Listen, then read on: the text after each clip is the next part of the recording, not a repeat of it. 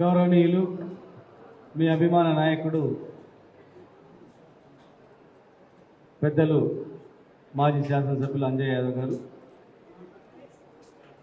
ఈరోజు ఈ సమావేశానికి ముఖ్య అతిథిగా వచ్చినటువంటి ఆనాడు ఉద్యమంలో కేసీఆర్ గారు వెంబడి ఉద్యమాన్ని ఈనాడు ఈ సమయంలో పార్టీని కార్యకర్తలను నాయకులను సమన్వయం చేసుకుంటూ ముందుకు నడిపిస్తున్నటువంటి పెద్దలు మాజీ మంత్రివర్యులు హరిశన్న గారికి, గౌరవ పార్లమెంట్ సభ్యులు శ్రీనివాస్ రెడ్డి గారికి, గౌరవ మాజీ మంత్రివర్యులు లక్ష్మణరెడ్డి గారికి, ఆల వెంకటేశ్వర రెడ్డి గారికి, రాజేంద్ర రెడ్డి గారికి, చిట్టెం రామ్మోహన్ రెడ్డి అన్న గారికి, శాసన మండలి సభ్యురాలు వాణిదేవి గారికి, మాజీ చైర్మన్లు వెంకటేశ్వర రెడ్డి గారు, రాంబాల్ నాయక్ గారు, ఈట గణేష్ వైస్ చైర్మన్ గారు, దరేదర్ మున్సిపల్ చైర్మన్ గారు, రజిత గారు చైర్మన్ గారు, ఇబ్రహీం గారు, నారాయణ రెడ్డి గారు, వెంకటరెడ్డి గారు, ఇంకా వేదికమైన పెద్దలందరికీ, దయచేసి చైర్మన్లకు,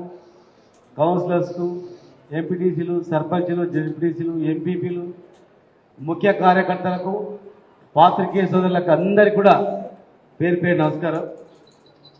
పెద్దలందరూ చాలా విషయాలు, అన్ని విషయాలు మాట్లాడారు. కానీ ఒక్కటి మాత్రం, ఓడిపోతే ఈ పరిస్థితి ఉంటుంది అని తెలిస్తే మాత్రం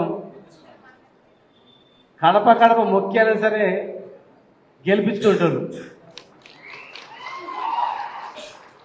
ఓడిపోయిన తర్వాత ఒక్కొక్కరు ఇంట్ల ముందర వచ్చి డ్యాన్సులు చేస్తుంటే, పటాకులుగా చిన్న మీద వేస్తుంటే, చిన్న టెలిఫోన్ మెసేజ్ చేస్తే కేసులు వేస్తుంటే, ఒక్కొక్కరిని చూసి ఇన్సల్ట్ చేస్తుంటే, అయ్యా ఎంత పని చేసినాం రా దేవుడా, ఏదో అంజనలో సీరన్నలో లక్ష్మణ మీద కోపం మీద ఇంత మెజార్టీ తగ్గియాలి, వీళ్ళు మెజార్టీ వస్తే మమ్మల్ని వల్కరియారు, తగ్గియాలి అనుకున్నాం, కానీ వీపరైతే మాత్రం అనుకోలేదురా అని చెప్పి గుండెలు బాడుకున్న కార్యకర్తలు మా ఇక్కడ ఉన్నటువంటి మా ఇంతకుముందు మాట్లాడినటువంటి మా రెడ్డి ప్రసాద్ గారి నుంచి మొదలుకుంటే ఎంతోమంది, మా చెల్లెలు ఇంతకుముందు మాట్లాడేటువంటి ఆమె అందరికి కూడా తెలుసు ఈ పరిస్థితి ఎట్లొచ్చిందిరా. ఒక్కొక్కరు నిద్రలు పోవట్లేదు కార్యకర్తలు. పని అయినా కాకపోయినా నా పార్టీ ఉంటే చాలు, ఈ గులాబీ జెండా ఉంటే చాలు, కేసీఆర్ గారు ఉంటే చాలు రా బాబు, మనం బతుకుంటాం కదా, ఎంత పని అయిపోయిందిరా అని చెప్పి నిద్రలు పోకుండా ఏడిచిన వాళ్ళు ఉన్నారు, తినకుండా ఉపవాసం ఉన్న వాళ్ళు ఉన్నారు.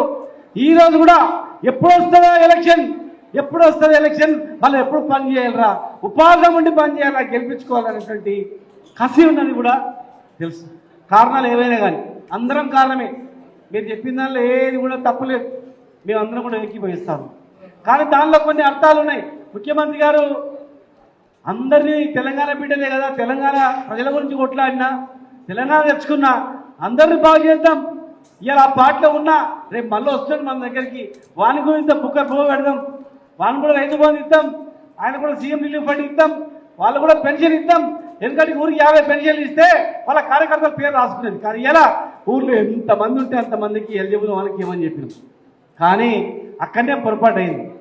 ఇచ్చేదేదో కార్యకర్తల ద్వారా ఇచ్చింటేనేమో అరే మేము ఇచ్చినాం కదా అని, ఇప్పించినాం కదా అని ఉండేది.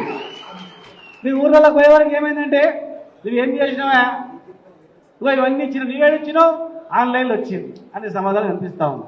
కానీ ఆయన పెద్ద మనసుతో డైరెక్ట్గా 1 తారీఖు రావాలి, డైరెక్ట్గా రైతు బంధు రావాలి, చనిపోయిన 5 రోజులు ఆ కుటుంబాన్ని ఆదుకోవాలి, ఆ కుటుంబం రోడ్ల మీద పడవద్దు, అట్లా ఆలోచన చేసింది.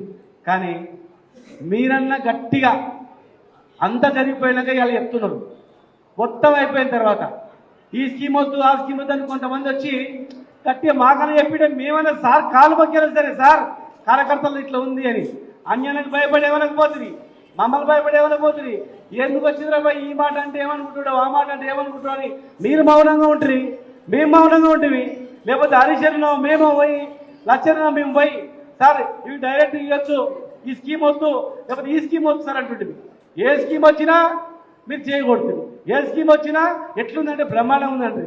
అరే పోలింగ్ రోజు మేము పోతుంటే గుంపులు గుంపులు మన దగ్గర, అవతల ఎవరున్నారా అంటే అరే పోలింగ్ ఏజెంట్ కూడా లేడనా, మనోనే పెట్టిన ఉట్టి ఆడకి ఏజెంట్ కూడా లేడనా అని ఊరి మేము అట్లా ఏజెంట్ లేడా? అంతకుముందు పోయిన సంవత్సరం అంటే ఏజెంట్ ఉంది, ఇప్పుడు ఏజెంట్ కూడా లేరు. మరి ఎవరు ఉన్నారంటే ఎవరు లేరని చెప్పబడుతుంది. మరి ఏజెంట్ లేకపోయా, కార్యకర్తలు లేకపోయారు, ఎవరు లేకపోయారు, మొత్తం వచ్చిన వరకే పోయినసారి 60,000 అంటే ఈసారి 70,000 80,000 వచ్చి అనుకుంది. కానీ ఎవరంతా కూడా చూసుకుంటూ కూర్చున్నాం, సరే చూద్దామని అనుకున్నాం, మొత్తం మునిగిపోయి ఇప్పుడు అయిపోయిన తర్వాత మాట్లాడుతున్నారు, కొంతమంది ఆవేదనతో మాట్లాడుతున్నారు. కానీ వాళ్ళలో బాధ కూడా ఉంది, అంటే జరిగిందని బాధపడుతున్నారు. కానీ అయ్యో పొరపాటు జరిగిపోయింది కదా, ఇంత గవర్నమెంట్ ఓడుకుంటుంది కదా, ఈ షాద్ నగర్లో మంచినీళ్ళు లేక అంజన్న లవోదివం వస్తుంటుండే, తాగడానికి నీళ్ళు లేకుంటుండే. తెలంగాణలో ఇండియాలో హైయెస్ట్ ప్లేస్. ఇలా నీళ్ళ పరిస్థితి కానీ, రోడ్ల పరిస్థితి కానీ, ల్యాండ్ వాల్యూ వెళ్తున్నారు తగ్గిపోతుంది, దాని పరిస్థితి కానీ, లక్ష్మీదేవి మళ్ళీ 100% అయిపోయింది, 100%. మనకి ఇచ్చేటి గారు తెలుసు, వాళ్ళు ఉద్యమం చిన్నారు. మరి ఆనాటి తెలంగాణ ఎట్లా ఉంది, ఈరోజు తెలంగాణ ఎట్లా అయింది? మరి ఈరోజు అన్నీ చేసుకున్నాం, కానీ ఒకటే లింక్ తగ్గిపోయింది. కార్యకర్తలకు, నాయకులకు గుర్తింపు మనం చేసినటువంటిది ఇవన్నీ లేకపోయిన వల్ల కొన్ని జరిగిపోయినాయి. కానీ ఏది జరిగినా కానీ జరిగిపోయింది. మీరు చెప్పినటువన్నీ కూడా ఈరోజు నారాయణపేటలో, మొన్న మక్తల్లో, మహబూబ్ నగర్లో, ఈరోజు ఇక్కడ అంతమంది గద్వాల్లో మేము పోయినవన్నీ అటెండ్ అయినవన్నీ కూడా మేము నోట్ చేసుకున్నాం. మరి మనందరికీ వారధిగా ఆనాడు ఉద్యమంలో కానీ ఈరోజు కూడా పార్టీని కాపాడుకుంటూ, అందరినీ కాపాడుకుంటూ ఈరోజు అసెంబ్లీలో కూడా తన వాణి వినిపిస్తూ మరి హరీష్ కూడా మరి ఉన్నది కనుక మనతో పాటు కనుక ఖచ్చితంగా కార్యకర్తల అభిప్రాయాలు, నాయకుల అభిప్రాయాలు భవిష్యత్తులో జరగకుండా జాగ్రత్తలు తీసుకోవడానికి కూడా ప్రయత్నం చేద్దాం. కాకపోతే ఒక్కటి చెప్తున్నా, మన ఊర్లో 1000 ఓట్లు ఉంటే ఎవరు వేయలేదు ఓట్లు, ఎందుకు వేయలేదు ఓట్లు అనేది మాత్రం మనకు అందరికి తెలుస్తుంది. ఎందుకు వేయలేదు ఆటోమేటిక్ అర్థమవుతుంది మనకు. అసత్య ప్రచారాల వల్ల ఏమైందంటే మనం నిజాలు చెప్పుకోలేకపోయినాం. కొంతమంది చెప్తే కూడా వాళ్ళకి ఎక్కలేదు, కొంతమంది మనకేంటే ముగ్గురు వచ్చి జాయిన్ అయ్యారు, వాళ్ళకు ప్రిఫరెన్స్ ఉంటుందేమో, వీళ్ళకి ప్రిఫరెన్స్ అనుకోవడం ఒకటి. తర్వాత మళ్ళీ ఏమైంది, మన దరిద్రాన్ని మున్సిపల్ అనేది సర్పంచ్లో కూడా కాలపరిమితి అయిపోయింది. ఎవరు గోలలో వాళ్ళు ఉన్నారు. ప్రచారం చేసి రాకుండా అంటే ఈ సర్పంచ్ నాకు రాసుడు, సర్పంచ్ పోల్ షీట్ ఇచ్చినా అంజనా పంపిస్తే అది ఇచ్చి ఆయన చెప్పినవన్నీ ఇచ్చేసి సరే కానీ నన్ను కూడా చూసుకోవాల్సుడు. ఎమ్మెల్యే ఏదైనా చేద్దు కానీ తనకి ఇష్టం, కానీ లాస్ట్ నాది సర్పంచ్ మాత్రం నాకు ఇవ్వాల్సింది.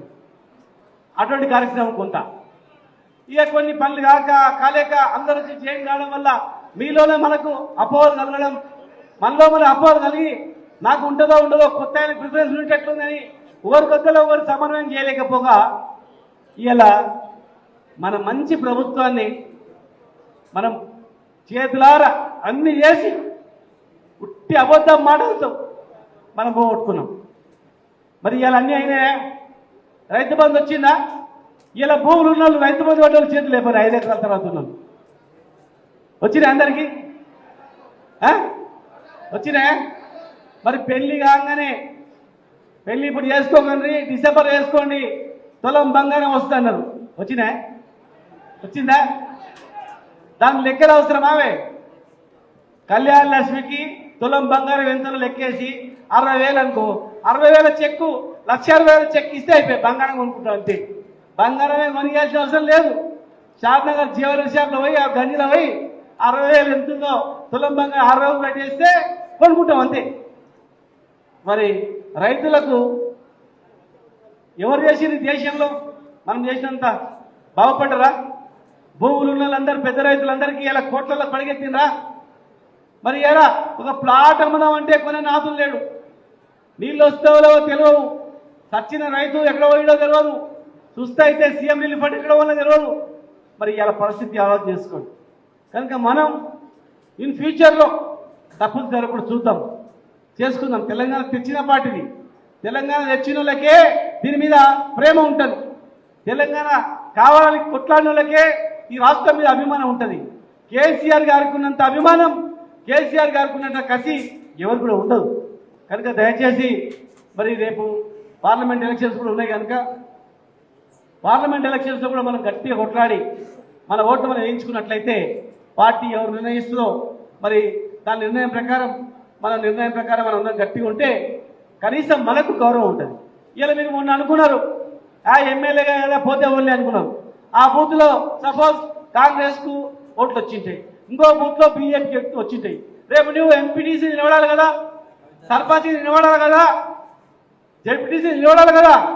మరి నీకు పోటీ ఆ బూత్లో నీకన్నా నీ పార్టీ కన్నా ఎక్కువ ఓట్లు వచ్చినాయినా మళ్ళా లేచి కూర్చున్నా లేదా, నీ మీద తిరుగుబాటు అవుతుందా లేదా, మరి నీళ్లు మనకు అందరికి వచ్చినాయా లేదా, అది ఆలోచన చేసుకోలేకపోయినా మనం.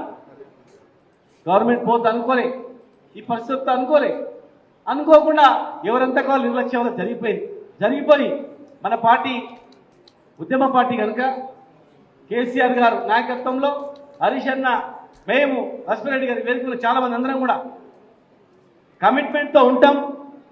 మీ కష్టాలలో ఫ్యూచర్లో అవన్నీ కష్టాలు రాకుండా తప్పులు సరిదిద్దుకుంటూ పార్టీని ముందు నడపడానికి మన పార్టీ ప్రజల పార్టీ అధిష్టానం. సార్ ఎప్పుడు చెప్తారు ప్రజల అధిష్టానం అని. మీ అనుగుణంగానే పొరపాటు జరిగినాయి, వాస్తవమే 100% జరిగినాయి. అలాంటి పొరపాటు జరగకుండా ఫ్యూచర్లో మంచి చేసుకుందాం. మీ అభిప్రాయాలన్నీ కూడా మన జిల్లా ఈ పార్లమెంట్ స్థాయి ఉన్నటువంటి అభిప్రాయాలన్నీ కూడా మీరు నోట్ చేసుకొని అవన్నీ ముఖ్యమంత్రి గారి దృష్టికి తీసుకెళ్తాం. మరి త్వరలోనే హరీష్ అన్న మేమందరూ కూడా కలిసి మన అభిప్రాయాలన్నీ కూడా తెలుస్తామని చెప్పని, మరి చిన్న భేదాభిప్రాయాలు ఉన్నవన్నీ పక్కకు పెట్టి ఈ సమయంలో యూనిటీగా ఉండాలి. ఏ గ్రామంలో చిన్న సంఘటన జరిగితే అందరూ కలిసి ఒక ఏకదాటిపై ఉన్నారనేటువంటి భావన కలిగించాల్సిన అవసరం ఉంది.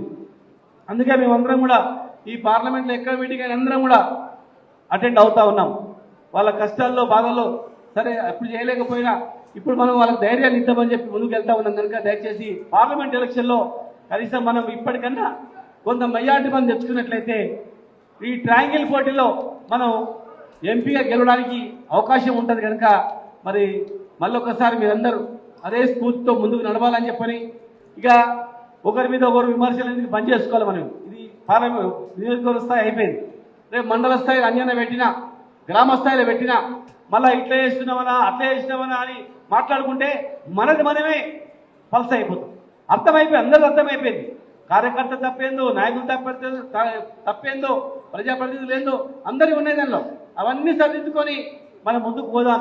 దయచేసి ఇదే ఇక మన తప్పులది నీది నాది అని విమర్శలది ఈ వేదికని లాస్ట్ చేసుకొని నెక్స్ట్ వేదిక ద్వారా అందరు సమన్వయంతో ఒక యూనిట్గా ఉండాలంటే ఏం చేద్దాం, కలిసిమెలిసి యూనిట్ ఉండాలంటే ఏం చేద్దామని దాని మీద పార్టీ పటిష్టంగా ఉండాలంటే ఏం చేస్తే పార్టీ పటిష్టంగా ఉంటుంది అనేది ఆలోచన చేయాలి. ఆలోచన చేస్తే పార్టీ గెలిస్తే అధికారంలో ఉంటే నువ్వు ఆ రోజు నిన్ను మొన్నటి వరకు పని కాకపోయినా నువ్వు ఎంత మోదేవారు ఉంటివి, ఎంత ధైర్యంగా ఉండే. చిన్న యాక్సిడెంట్ అయినా, కడుపు నొప్పి వచ్చినా, మీ అక్కకు చూస్తైనా, మీ నాన్నకేమైనా 10 లక్షలు కావాలన్నా అంజల్నా అని చెప్పి తలుపు కొడితే అర్ధరాత్రి తీసుకుపోయి సీఎం దగ్గర తీసుకుపోయి బతికించే పరిస్థితి ఉండే. ఇలా చిన్న కేసు ఏది వాట్సాప్లో మెసేజ్ పెడితే కూడా పెట్టాలన్నా అవుతారా ఏమైతే పరిస్థితి. ఆనాడు ఎంత ధైర్యంగా ఉంటుంది గవర్నమెంట్లో ఉన్నందుకు, ఎంత అనుభవంలో ఉంటుంది గవర్నమెంట్లో ఉన్నందుకు. ఇవాళ మన పరిస్థితి ఎట్లా ఉంది ఆలోచన చేసుకోవాల్సిన అవసరం ఉంది. కనుక దయచేసి ఇక మనం అవి ఇవి అనుకోకుండా యూనిటీగా ఉండడానికి ఏం చేద్దామే దాని మీద గ్రామ స్థాయిగా, మండల స్థాయిగా ఆలోచన చేసుకొని ఖచ్చితంగా భవిష్యత్తులో కేసీఆర్ గారు లాంటి టీఆర్ఎస్ లాంటి ప్రభుత్వం భవిష్యత్తులో ఎక్కడ ఉండదు. ఇలాంటి గవర్నమెంట్ ఇలాంటి ప్రజల సంక్షేమం చేసేటువంటి పథకాలు ఎక్కడ కూడా ఉండవు. మీకే మునుముందు అర్థమవుతుంది.